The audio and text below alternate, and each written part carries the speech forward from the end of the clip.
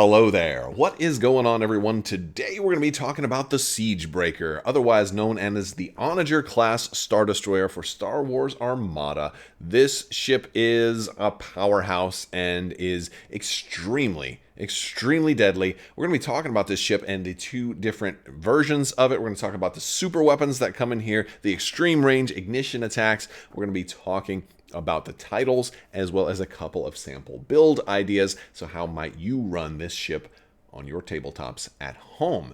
If you guys are new here to the channel, I do want to invite you to subscribe and leave a comment, like the video, share the video, all that good stuff. We are doing a big lightsaber giveaway in the form of a $200 Amazon gift card. If you want to enter to win that, you just have to be a subscriber and leave a comment. Let me know one of your favorite ships in the Star Wars universe, or if you're already playing Star Wars Armada, let me know your thoughts on the Onager and how you would see it kind of adjusted to better fit the current meta in the future, because I do expect beyond 2022, it may see some balance adjustments because it's very strong, and we're going to talk about why it is so strong. Also, I invite you to join our Discord and keep the discussion going. Links for that, as well as other social media links, are in the description below. Or if you want to also take one step further and join the team on Patreon and get early access to special content and potentially even early access to battle reports and Discord roles, all that stuff is in the description below. So check all of that out.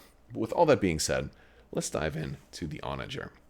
All right, the Onager is available in two different versions. It is available as a test bed, and it is also available as a Star Destroyer. So if you want to spend a little bit more money or a little bit more points, you can get the Star Destroyer version at 110 points, whereas the test bed is only 96.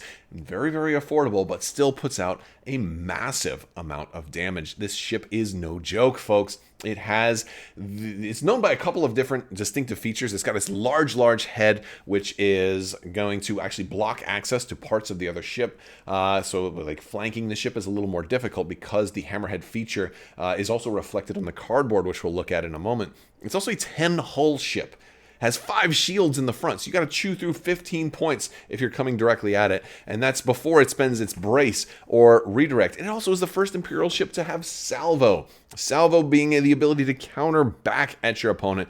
Salvo became more common after the Clone Wars came out and Armada had its 1.5 rule set change, but this was the first the Empire saw of salvo, and so if you are able to break through its long ranges and into its defenses, it's still going to be shooting you back on top of its already tremendously strong attacks.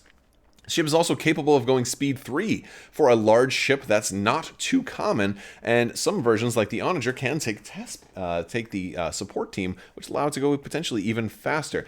It's a command 3 ship with 3 engineering, so it can also repair itself, but it's most notably known for its special firing arc to do ultra long range, extreme range attacks through the ignition attack system, which is particularly nasty. If we look at the cardboard profile of this ship, I mean, it's a beautiful ship. It has that hammerhead appearance. It has that long open center where the ultra long particle cannon kind of revs up and fires. It looks almost like a rail gun at its appearance. As you can see with its different firing arcs, the side arc has its little line of sight dot very far inward, meaning that a lot of ships will have to kind of come at it from the side to kind of gain access to that dot. If you're coming at it dead on, a lot of times you can kind of go around the front and still hit the side of a lot of ships like Star Destroyers because they're triangular in their front.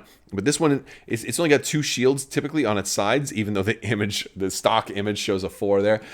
It doesn't have 4 shields on the sides normally, although you can raise them with some very special rare situations, but generally, you're going to have a harder time getting access to that side. And that's a cool thing, but you're also going to notice the shaded front area. Now, its normal front arc lines start over here on the side. This extra shaded frontal arc is its special firing arc.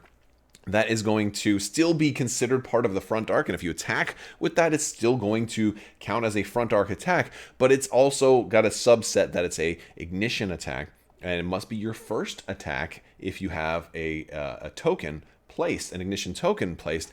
Your first attack is going to have to be an ignition attack. Now, I've already done a video on how ignition attacks work, and I'll try to put a link up here. But if you're not too familiar, I'll just kind of run it down. Basically, at the end of your activation, you may place an ignition token.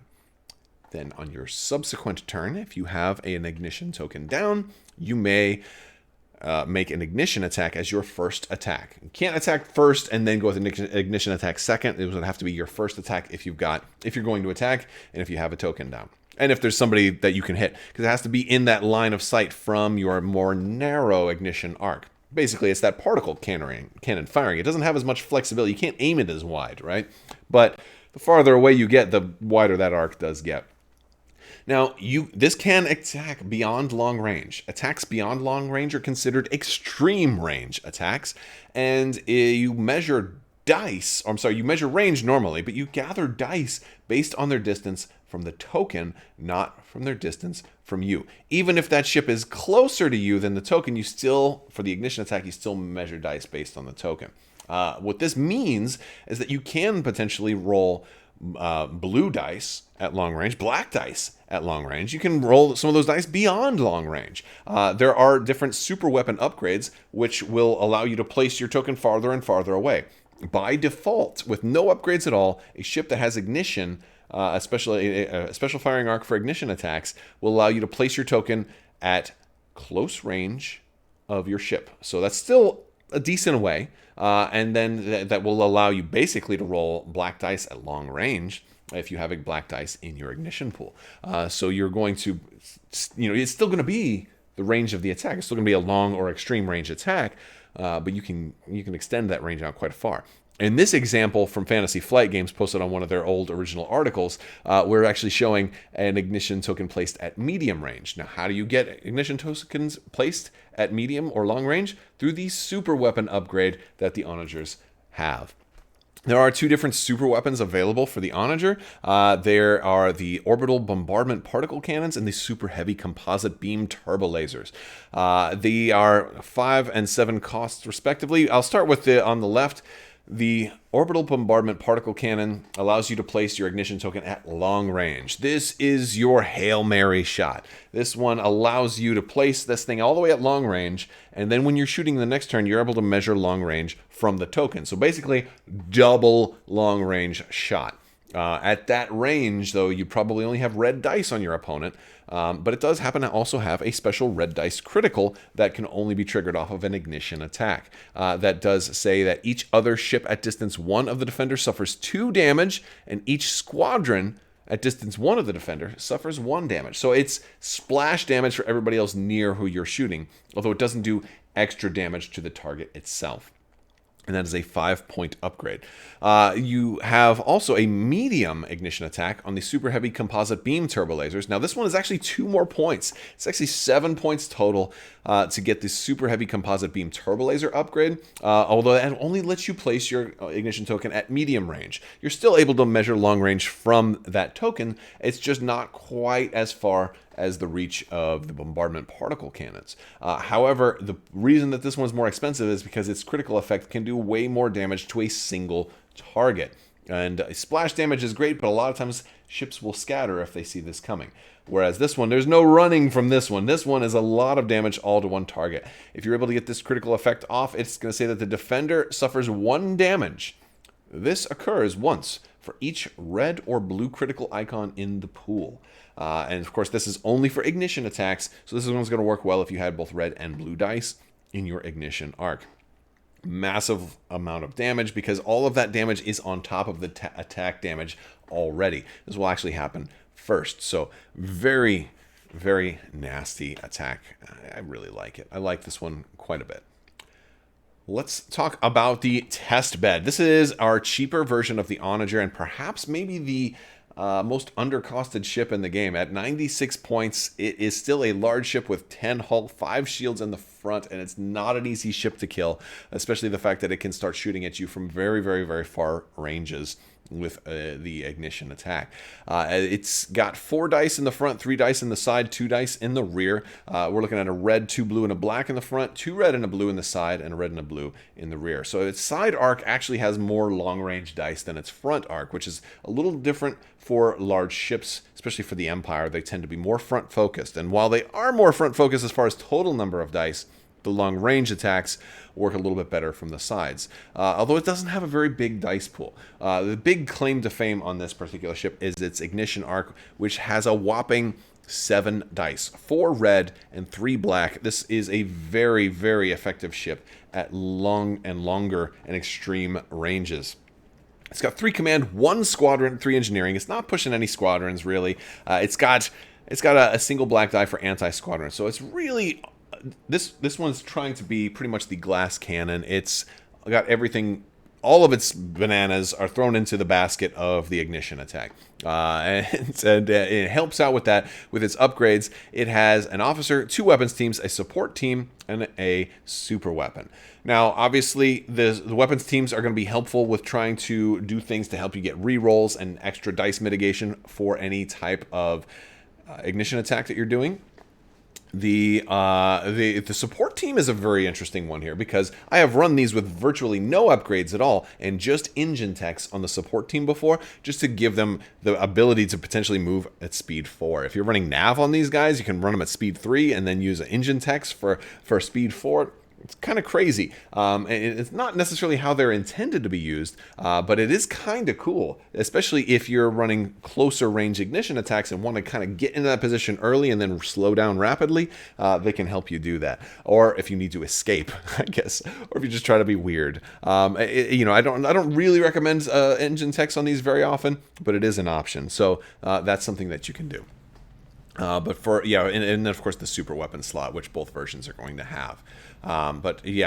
This ship can do so much damage from relative safety that the fact that it's only 96 points is a little imbalanced. I think people have been using these so much and in multiples that it'd be nice if this was over 100 points, such that people really thought twice before bringing 2 of them into a list. And as defensive as they are, it's pretty rough. They're pretty strong. Maybe a little too strong. What I like a little bit better, and that's costed a little bit more appropriately, is the Onager class Star Destroyer. This is 110 points. It's 14 more points, but you're getting a lot for it. You're getting an extra anti-squadron die, so blue and a black for anti-squadron. You are getting a second squadron value for activation, which I'm not going to really do that too much, although these are popular with Sloan. Because you get your anti-ship stuff here, you're kind of safe, and then you can send all your weakness a lot of times is fighters, and then you just mass a whole bunch of ties, and you're kind of covering all your bases there. But this one has more dice everywhere. You got an extra anti-squadron die, you got extra dice all around. So now you've got 2 red, 2 blue, and a black in the front, 3 red and a black on each side, which is great, 2 red and a blue in the rear. By the way, for a brace, redirect, and salvo, having that extra die in the rear is also really cool in this version because it makes your salvos a lot better. 2 red even at long range, and then if they get closer to you, you're looking at 2 red and a blue. Really nice salvo because you can't ever add dice to a salvo attack, and so having a natural 3 in the rear isn't too common. It's very cool, especially for the first Imperial ship to have the lovely salvo token. Now our upgrades on this version change a little bit. We do lose the support team, but we gain the turbo laser upgrade here, which is incredibly good, especially for a ship that has lots of red dice. There's so many great options, although I have to say my personal favorite is probably the linked turbo laser towers. Since we've got so many red dice all over the place, it's going to allow us rerolls. It's going to allow us rerolls on every red die we roll, including ignition attacks as well as salvo attacks, so we can get really our money's worth for linked turbo laser towers on this particular ship. I love this one. I like to run a single one of these in a build with some other things out there. I don't feel it's too overpowered to run a single Onager, but sometimes running multiple Onagers can be a little on the extremely competitive side. And so I think if you're going to do something like run multiple Onagers and run a really competitive build, you probably owe it to your opponent to let them know you're running in a competitive build before you get started, so that they can bring a list that's kind of balanced for that. Because these do run the risk of punishing somebody so bad that if you destroy them with your ignition attacks before you're even in range to do normal shooting, that an opponent who's not prepared for that thought you were just playing a casual game, could have a pretty rough day.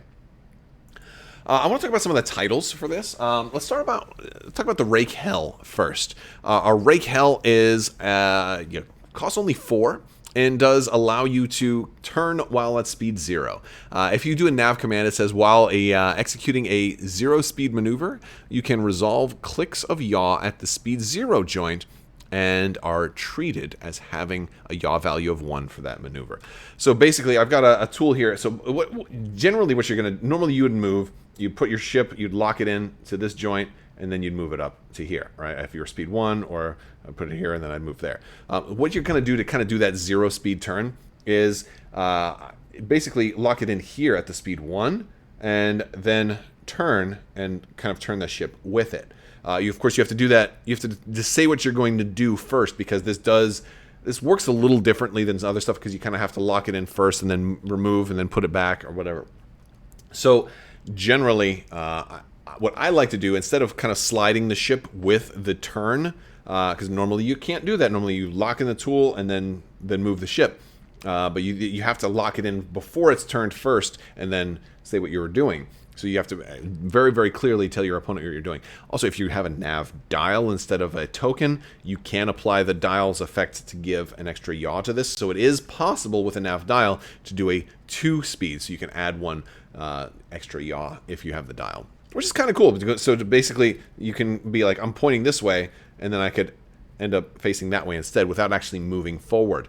You do move forward a few centimeters, because whenever you're shimmying, you do kind of move forward a little bit.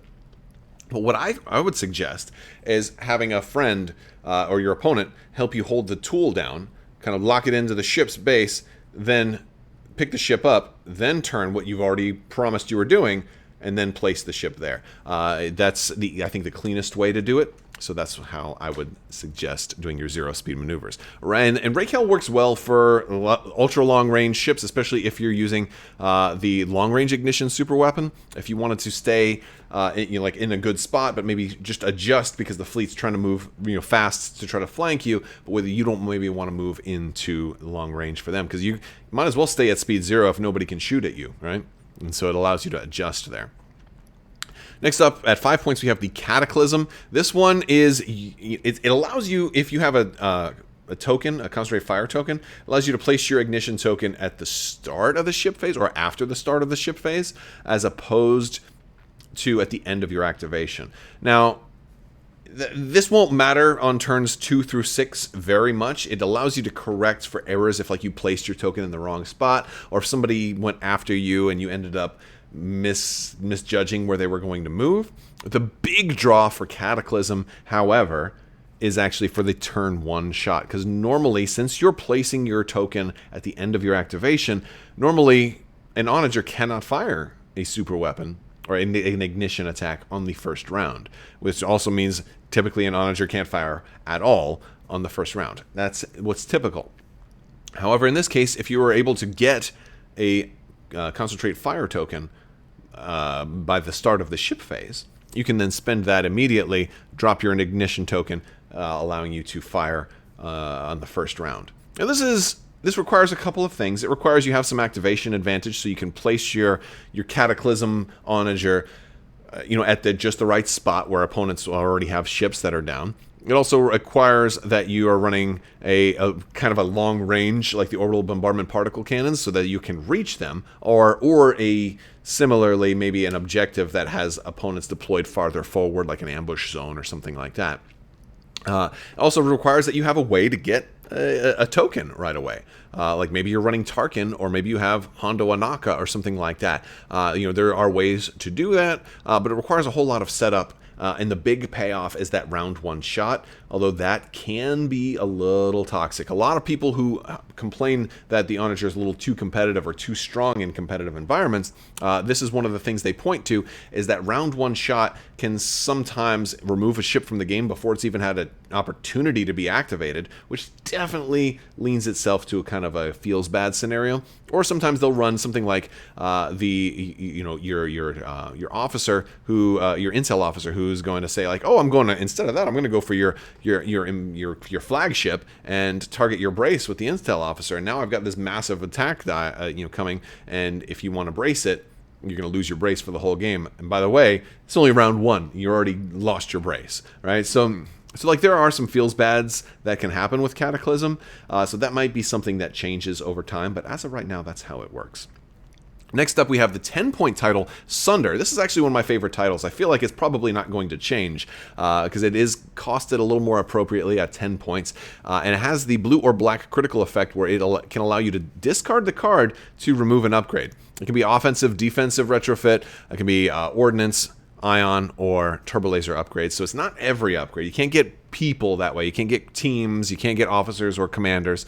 Can't get a title that way, like boarding team Darth Vader can do. But Sunder does let you get rid of an upgrade. It's a really nice way to get rid of something like ECMs on that defensive retrofit side. You know, I think that's probably one of the best uses, or something like maybe an XI7 that's wreaking havoc on the rest of your fleet. You know, like having those choices is very interesting, and choosing wrong can be punishing, but choosing right can be very satisfying. So Sunder is a fun card to run, but it's also a one-shot, only once per game, and it's also 10 points. And also replaces your critical effect on most ships. That means if you're running a super weapon, you may not be able to trigger your super weapon crit, and we'll have to go with this crit instead if you want. Although this one is not an ignition-only critical, this one can be triggered off of like a side shot as well. So this one gives you some flexibility on when you trigger it. So there's that as well. Lastly, and this only applies to the Star Destroyer version of the Onager, is the 7th Fleet Star Destroyer. Since the Testbed is not a Star Destroyer, that one can't actually take this. But if you're running the Onager class Star Destroyer, you can take the 7th Fleet and help support the rest of your fleet. I like this title sometimes on a single Onager that has an ISD that's going to go kind of farther forward. So I think that's a kind of a cool way to run this. I want to talk about some different builds. So let's talk about the Onager class testbed with a Rake Hell and the Orbital Bombardment Cannon. This is kind of one of the problematic builds that can lead to a feels bad situation. It is that ultra long attack, and we're going to be turning. I'm going to stay put. And this kind of shows a little bit of how this ship doesn't really have risk versus reward. You're able to get so much firepower out there, and you're not going to get shot in return because you're not going to move far forward. You got the long range orbital bombardment cannon. You've got the Rake Hell to help you stay kind of farther away, and you've got ordnance experts over here to help you re-roll those black dice and try to get as many crits and as many damage as possible. In the event your opponent flies away, you've got engine tech, so you can speed up and like move really, really close. Or you can drop all of these upgrades except for engine techs and just have a really fun test bed that's just zipping around at speed 4, which is wild and can still be fun. That's actually how I recommend running. Run these just with engine techs, use the close range default ignition, and have fun. I've done it before. I've lost, but I've had a blast doing it. A little more serious build. This is one I really, really like. This is running Sunder. Again, I really like the title, although I don't always run that title. But this has the super heavy compartment beam, the super heavy composite beam turbo laser. This is the one that's going to do damage, an extra damage for every red or blue crit you have in your pool. It's easier to get those with some of the other upgrades. We've got the linked turbo laser towers, which is giving us a reroll on every attack. We get to reroll a red.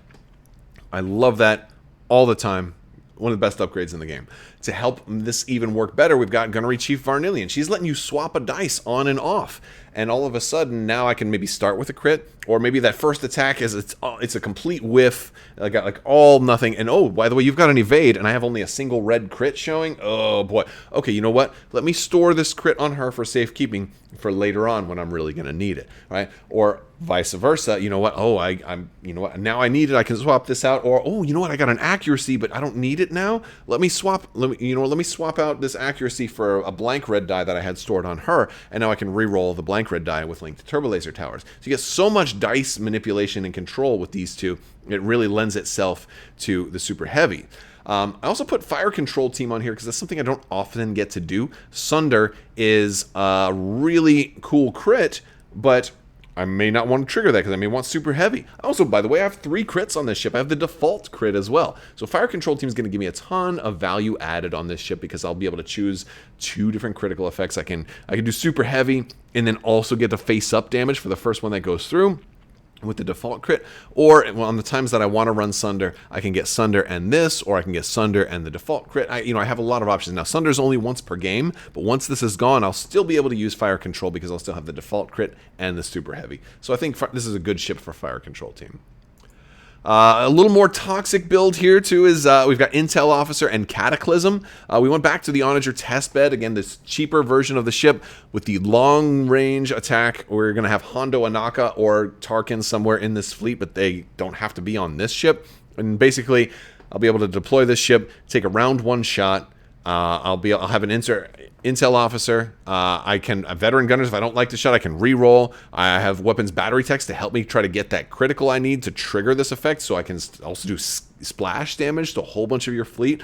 I can basically cripple your fleet, or at least do crippling-ish damage to your fleet very first shot before you even go, and maybe even take away your brace too, which is just incredible for an Intel Officer Cataclysm Testbed. And it's kind of one of the reasons people are like, this is a little broken, because for the cost of a ship like this, it's not even that much. I think like this whole build here is only 123 points, and so I could easily fit 2 of these in a build. I won't be able to have Cataclysm on both of them, but I can fit lots of these. It becomes rough, becomes very rough. And then that plus a couple of Gazantis and some TIE fighters or whatever it says, so to kind of help you deploy these guys last or later in the build. It's rough. It's definitely rough. So if you're running something like this, let your opponent know, hey, I'm going to try something pretty competitive, so bring another competitive list. Don't just bring a test build or something that you think is fun and then I ruin your day. It's better to do competitive lists against competitive lists, or at least make sure they know what they're getting into. Another interesting list that's more designed for a single Onager fleet. Here I put 7th Fleet on the Onager Star Destroyer to kind of help support maybe a forward Star Destroyer. And if you're able to get back to this one, I put Minister 2 on here with the early warning system. Since the front is so big and dominating here, the early warning system will actually really help obstruct attacks and help this thing stay alive. I put the super heavy composite beams on here. I like the super heavy on the Star Destroyer variant because it has red and blue in the super weapon, which is just really nice. It's got less black dice, but it's got more for this, and that gives it better range and helps make up for the fact that I don't get to place this token at long range. It still gives me a very respectable range.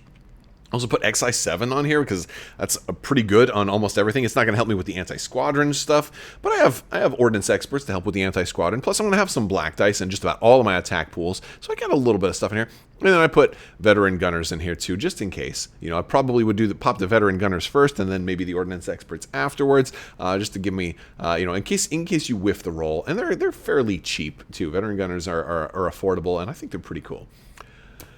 All right, guys, that is going to do it for the build. Let me know what you guys think about the Onager down in the comments below. I would love to hear some of your thoughts. Do you think it's too expensive, not expensive enough? Do you think it needs changes? How would you change it? You can also join our Discord. I'd love to have you in the Discord channel. We have links for all that stuff in the description below. And we'll talk to you guys later. We got lots more Armada ship breakdowns, though, so check them out. We got a playlist, and check some of these other videos that are going to show up right over here. Big thanks to my patrons. You guys are absolutely amazing and help make this all possible. Thank you so much. I will talk to you later. May the Force be with you, and have a great day.